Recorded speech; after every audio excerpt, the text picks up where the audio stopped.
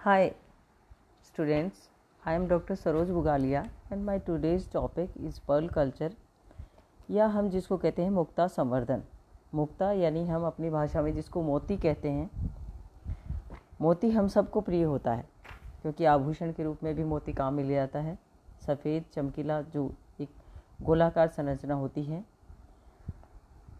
ये एक बहुमूल्य रत्न होता है। प्राकृतिक रूप से अगर हम मोती को हम देखेंगे तो मोती जो है वो समुद्रों में मिलता है और ये ऑयस्टर्स जो होती हैं जिसको हम सीपी बोलते हैं, तो सीपी के में इनका जो है वो संवर्धन होता है प्राकृतिक रूप से।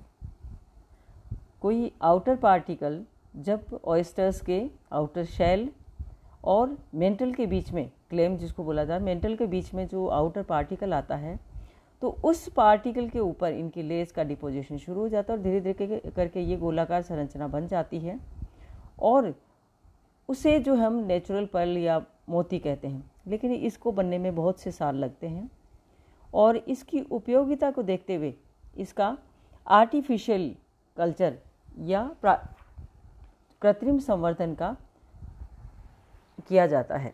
सबसे पहले इसका आर्टिफिशियल कल्चर जो है, हिस्ट्री अगर हम देखेंगे तो इसका श्रेय जाता है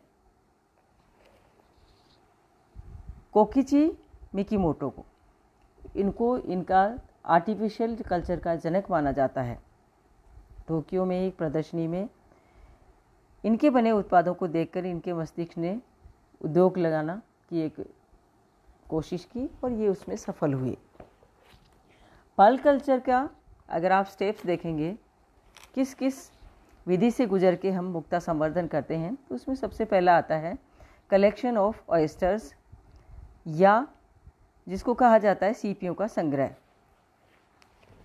तो कल्चर करने के लिए सबसे पहले ऑयस्टर्स का कलेक्शन समुद्रों से किया जाता है।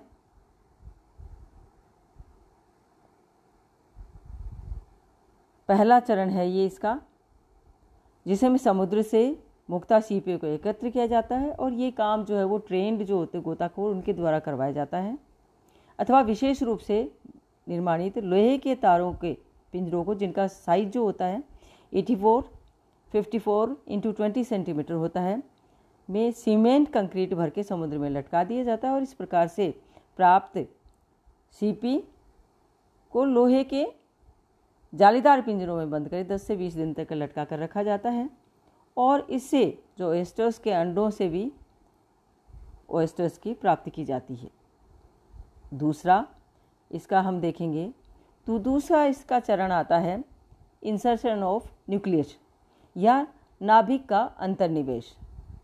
इस कार्य हेतु सबसे पहले ग्राफ्टेड टिश्यू की तैयारी की जाती है। इंसर्शन के लिए ग्राफ्टेड टिश्यू की तैयारी की जाती है और कुछ जो ऑयस्टर्स के प्रवार को काट कर अन्य सीपियों के न्यूक्लियस धारित करने वाले उत्तक के रूप में इनको तैयार किया जाता है। मैंने एक आपको पहले ही बताया जैसे कि मेंटल और उसके शेल के बीच में आउटर पार्टिकल आता है और उसके ऊपर डिपोजिशन होता है जिससे पल्स का फॉर्मेशन होता है। क्योंकि आप सब जानते हैं कि 3 लेयर्स होती हैं इसकी शेल में जो होती हैं, पेरियोस्टिकम, ऑस्ट्रेकम और नेक्रियस, ये 3 लेयर्स होते हैं। तो नेक्रियस जो सबसे अंदर की जो लेयर होती है, नेक्रियस लेयर, उसके द्वारा जो है इसका निर्माण होता है। इसके पश्चात जो इंसर्शन हेतु नाभिक या न्यूक्लियस जो है सामान्यतः कैल्शियम कार्बोनेट या सीप के कवच के महीन अंश को तैयार किया जाता है और जिन मुक्ता सीपी में ग्राफ्टेड टिश्यू रखा जाता है उन्हें खोलकर उनके फुट के पास की एपिथेलियम में चीरा लगाकर इस एपिथेलियल टिश्यू को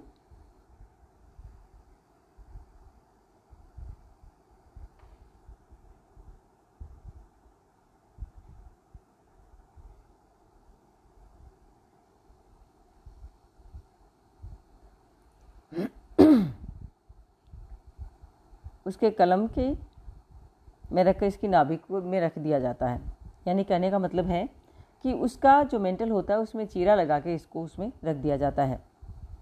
फिर लास्ट का इसका स्टेप आता है पोस्ट ऑपरेशनल केयर, यानी निवेशन जो हमने आउटर पार्टिकल निवेश किया है तो उसके बाद की देखभाल जो है जिसमें उसका जो न्यूक्लियस है उसके इंसर्शन के बाद मुक्ता सीपी का विशेष जालीदार पिंजरे में, जिसका आकार जो है 3000 से 6000 तक नाभिक अंतर्निवेश सीपियाँ एक ही पिंजरे में रखी जाती हैं और 2 से 3 मीटर की गहराई पर सर्वप्रथम 6 से 7 दिन तक लटकाया जाता है और इसके बाद उन पिंजरों को जल से बाहर निकाल लिया जाता है।